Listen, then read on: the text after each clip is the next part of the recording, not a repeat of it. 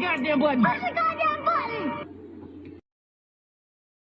Trey Songz is the nastiest, most disgusting alleged predator in Hollywood right now. And him having over 15 years of SA and assault allegations against him is truly not even the worst part. The worst part is that he continues to get away with it. So let's do it together. Let's go through all of Trey Songz' violent history since 2011. And for the sake of this video, just know that everything I'm about to talk about is alleged. In 2011, a woman claims that she was photographing a party that both her and Trey Songz happened to be at. She wasn't taking photos of him specifically, she was taking photos of the entire event. She alleges that Trey Songz somehow thought that she was there to take pictures of him, and so his response was to walk up to her and pretty much smash the camera in her face. In 2012, Trey Songz slaps a woman with a wad of cash at a strip club, leaves her with a black eye.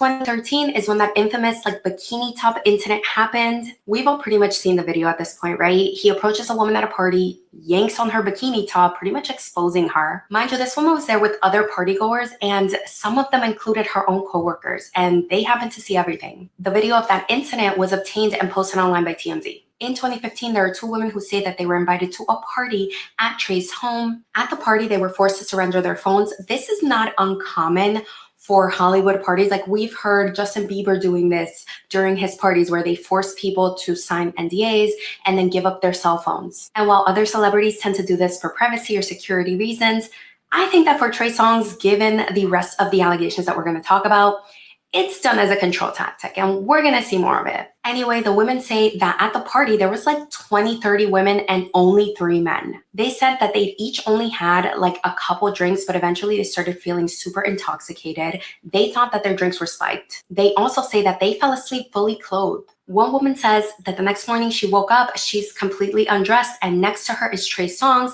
allegedly also undressed and essaying her. Yo, I don't want that type of fame. I don't. That shit get to your head. Y'all don't know how to conduct yourself no more. You don't listen to good counsel. You just see a entree of variety at your beck and call. A bunch of women who in other environments would say, I'm an independent woman, I don't need a man, you're a brokey, blah blah blah, and then you put them in this setting right here and you get a plethora of sexy reds at your beck and call, willing to do whatever you say because of your name and title. But then you forget what world we live in. We live amongst a bunch of hypocrites and people who model double standards like it's the American flag and the way of life. Whether or not any of this stuff is accurate or real, just being in the spotlight as long as you have been, you would think you know how to move better. Other woman says that she also woke up the next morning and she just found Trey Songz allegedly biting her chest area and then trying to assay her with his fingers. They allege that when they resisted and pushed back and started sort of freaking out, he yelled at them to leave. They did end up filing a lawsuit against Trey Songz, but it's still ongoing to this day. Now in 2022, we have a lawsuit filed about an incident that happened in 2016. Now, this woman in 2016 alleges that she was dating Trey Songz consensually, but at a house party, he essays her. And according to her, she says that this came about because he wanted to get intimate with her and she did not want to because he wanted to use the back door, if you know what I mean. She alleges in her lawsuit that he assaulted her so brutally that when she called an Uber to take her home, he actually just straight up took her to the hospital. And she also alleges that her injuries were just so terrible and so bad that she actually had to get surgery back there. She would eventually go on to file a lawsuit that was later dismissed due to the statute of limitations, but then she refiled and they ended up settling out of court. Same year, 2016, Trey Songz is performing and the venue shuts off his mic because they're at curfew. He gets super upset and starts just throwing things all into the crowd. He destroys stage equipment. He throws a mic stand into the crowd that ends up hitting a photographer. Due to the injuries the photographer had, a Detroit police sergeant ends up going into Trey Songz' dressing room,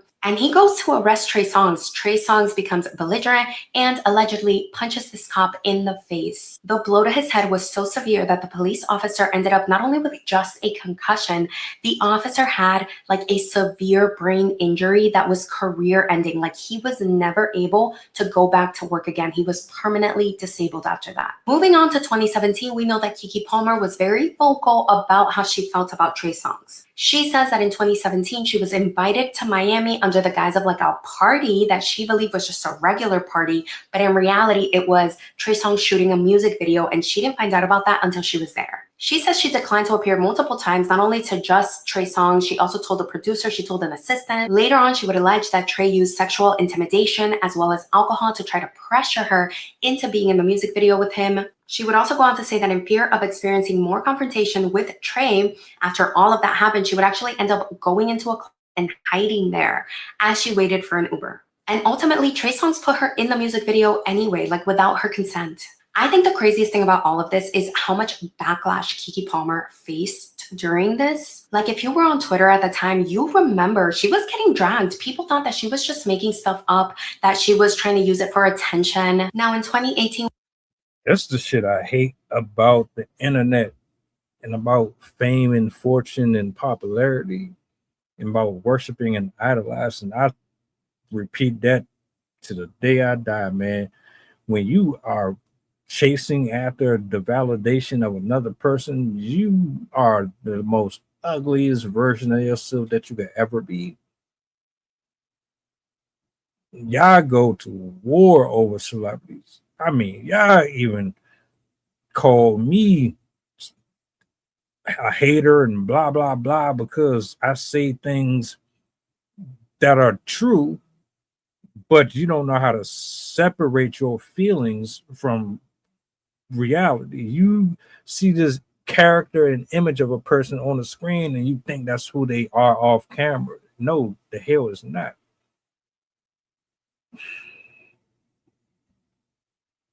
we have a woman that says that she was spending New Year's at a party at Diddy's mansion in Miami. She says she meets Trey there and that he invites her and a group of other friends to go to the nightclub 11. She alleges that while in VIP, he tried to essay her like with his fingers. She says that eventually she let him and like his driver take her home anyway, to which she says that in fear of more confrontation, she ended up like just recording on her phone. Trey Songz happened to see that she was recording and he got super upset. She alleges that he punched her in the face, and then eventually him and his driver, they get out of the car and they drag her out of the car. Both of them, like two grown men, drag this woman out of the car and they leave her in the middle of the street. She would eventually go on to file a $10 million lawsuit with Trey Songz that was eventually settled out of court. If y'all remember, this is also the year that BB Rexa does that interview where she's talking about how she went to her lawyer's wedding. She ends up seeing Trey Songz there. She didn't know him, and he's making like googly eyes with her. Mind you, he has a date, and eventually he ends up cornering her, pushing her up against a wall and kissing her. BB does say that it was completely out of left field. It was completely unwarranted. Like, she did not want that to happen.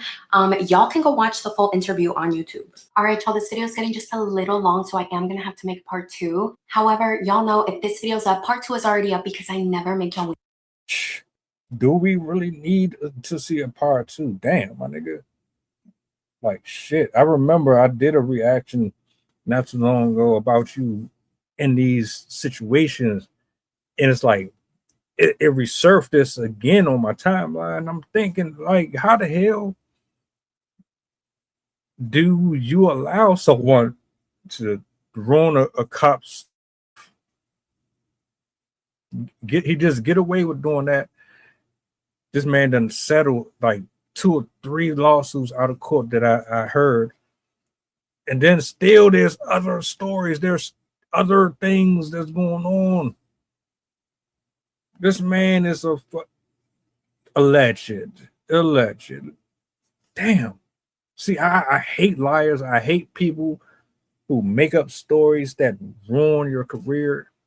ruin your foundation at home, all of that. I can't stand women who do that, but I can't stand a dude who is forcefully putting himself in a situation to make women do as he please. But see, this is what y'all did. Y'all made them. You gave them light.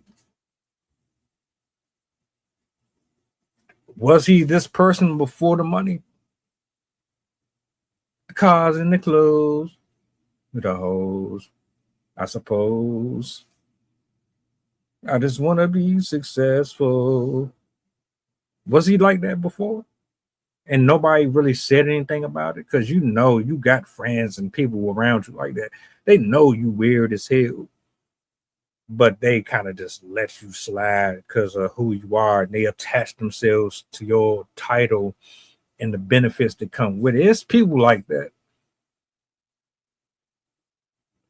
This is why I be like, stop worshiping these people and hold them accountable. We need to start correcting some of this shit.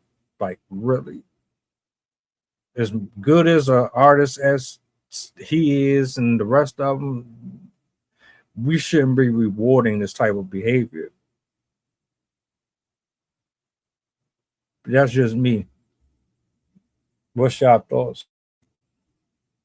Welcome aboard the flight. This is pilot Pusha talking. We going back to Memphis and coming straight from New Orleans. The estimated time of arrival is about an hour, and I can turn your ghost if you try and play with my power. So when you look up and see the sun flashing, stay in your seat. If the flight attendant say you making trouble, then we got beef. The turbulence might get rocky. You better not spill your food. This is bread and plain if you get it messy.